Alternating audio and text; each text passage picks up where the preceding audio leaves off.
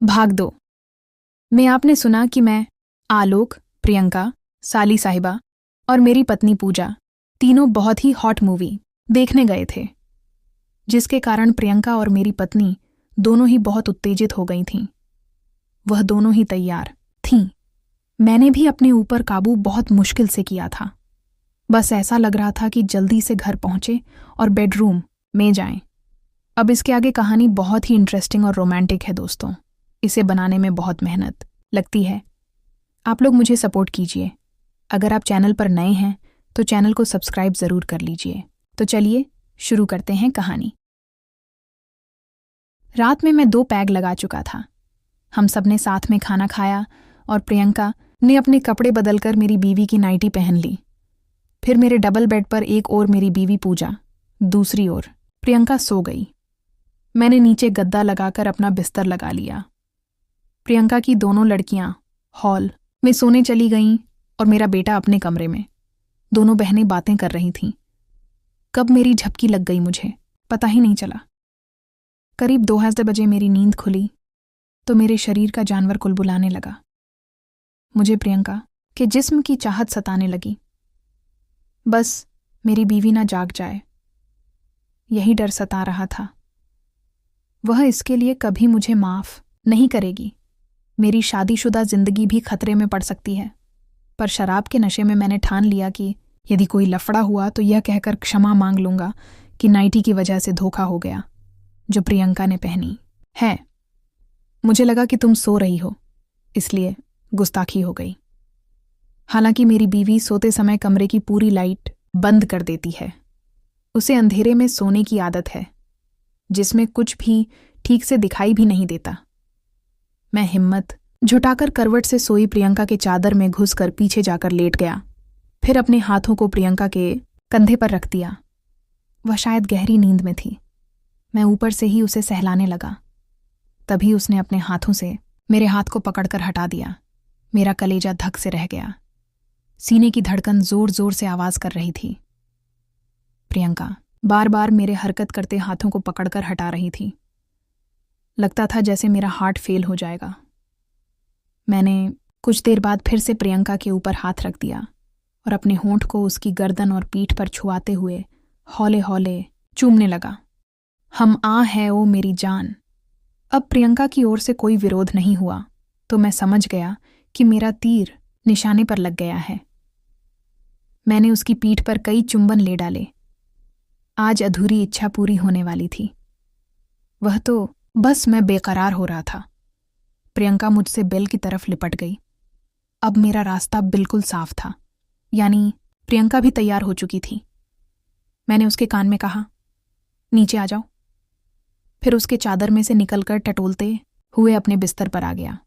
जहां मेरा बिस्तर लगा था वहां और ज्यादा अंधेरा था। कुछ ही क्षणों में प्रियंका एक साए की तरह आकर मेरे बिस्तर में आकर मेरी बाहों में आ गई। मैं पूर्ण रूप से चौकन्ना था। क्या पता कब मेरी बीवी की नींद खुल जाए। उसकी आवाज बढ़ती जा रही थी। मैं नहीं चाहता था कि उसकी स्वर, ध्वनियां और तेज होकर मेरी बीवी की नींद में खलल डाले। थोड़ा सा विराम लेकर हम दोनों अपनी मंजिल की और बढ़ चले। मैं नहीं चाहता था कि वह कोई आवाज भी करे, इसलिए ज्यादा से ज्यादा उसके होठों को उंगलियों से दबाकर रखा था। 10 मिनट तक हम दोनों एक दूसरे से लिपटे हुए एक दूसरे के आगोश में पूरे समर्पण के साथ खो गए। मैं उससे कहना चाहता था कि आज तुम्हें पाकर मैं धन्य हो गया, और भी बहुत सी बातें उससे करना चाहता था, पर बीवी के उठने का खतरा मोल लेना नहीं चाहता था। इसीलिए मैंने उसे बेड पर जाने दिया। यहां तक कि हम दोनों में से कोई भी अपने प्यार या दिल की बात नहीं बोल पाया। कैसा संयोग था कि इतना सब हुआ, पर सभी कुछ संवादहीन, बस एक घटना की तरह, जैसे हम दोनों अपना अपना किरदार निभा रहे हों। मुझे तो यह एक सुखद स्वप्न की तरह लग रहा था। अगले दिन सुबह 5 बजे प्रियंका ने मेरे चेहरे पर पानी के छींटे डालकर जगा दिया और खिलखिलाते हुए हंसने लगी। बोली, जीजा जी उठिए जल्दी, मुझे घर छोड़ने चलिए। उसकी आंखों की चमक और खिला चेहरा देख मेरी नींद उड़ गई। इच्छा हुई कि एक बार फिर से मौका मिल जाए तो मजा आ जाए। शाम को प्रियंका की याद में दिल बहुत उदास हो रहा था। रात को मैंने 2 की जगह 4 पैग लगा लिए। अच्छा, खासा नशा हो गया था। मेरी बीवी ने बड़े प्यार से मुझे खाना खिलाते हुए मजाक किया। लगता है साली के जाने के गम में आज कुछ ज्यादा ही चढ़ा ली। मुझे लगा जैसे किसी ने मुझे करंट लगा दिया हो। कहीं कल रात को मेरी बीवी ने मुझे प्रियंका के साथ वह सब करते हुए देख तो नहीं लिया। आंखों के आगे अंधेरा सा छाने लगा। नशे की हालत में कुछ भी सोच नहीं पा रहा था। कमरे की लाइट बंद की, जाकर पलंग पर लेट गया। सोचने लगा कि यदि मुझे उसने प्रियंका के साथ देखा होता तो अभी घर में इतनी शांति नहीं होती, ना ही मैं चैन की सांस ले पा रहा होता। तभी मेरी बीवी रसोई का काम निपटा कर आ गई। मैंने दूसरी ओर करवट बदल ली तो मेरी बीवी ने मुझे पीछे से लेटकर जकड़ लिया और शरारत करते हुए मुझे बहकाने लगी। मैंने कहा, सो जा यार, आज मूड नहीं है। तो वह बोली, कल तो बड़े रोमांटिक हो रहे थे।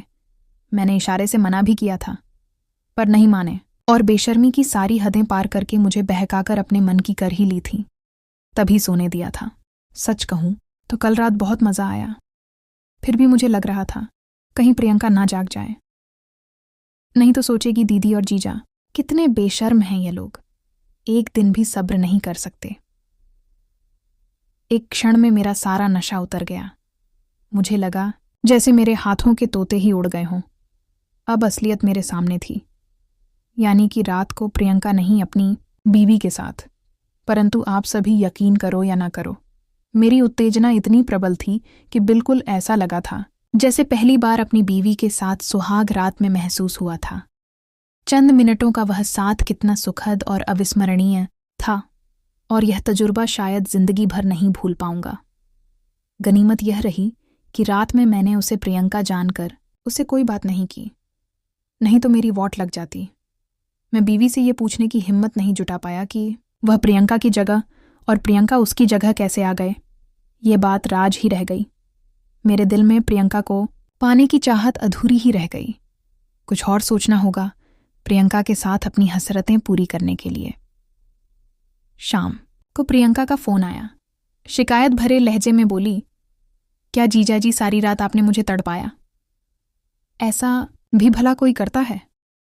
मैंने बोला, मैं कुछ सोचता हूं। हम जल्दी ही मिलेंगे। क्रमश अगले वीडियो में आलोक और प्रियंका एक होने के लिए क्या क्या करते हैं, यह आप कहानी के अगले भाग में सुनेंगे, तो चैनल को सब्सक्राइब जरूर कर लीजिए।